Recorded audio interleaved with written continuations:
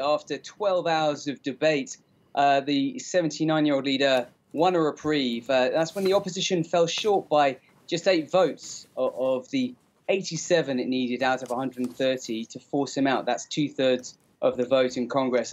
And negotiations went on well up to the vote itself, with clearly some legislators being persuaded not to vote for the impeachment, and some splits also in the majority opposition party, Fuerza Popular, which was behind this motion. So it's a reprieve now for the president, but it doesn't mean that his problems are over.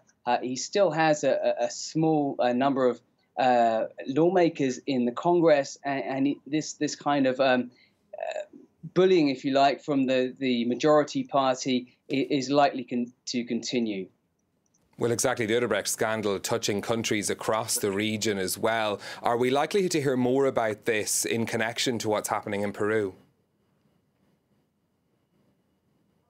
I think that's very likely. I mean, Kaczynski is the latest high-ranking politician to be consumed in this, the unfolding Odebrecht scandal, which is a vast web of political and corporate corruption, which began in Brazil, and it's dragged in some 10 countries in Latin America.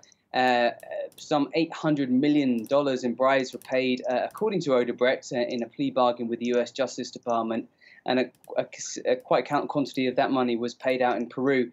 Now, he was accused by the opposition of lying about his links to Odebrecht, and they said that a company that he owned did business with Odebrecht when he was in public office. Now, he's denied conflict of interest, and he said he had no knowledge of that.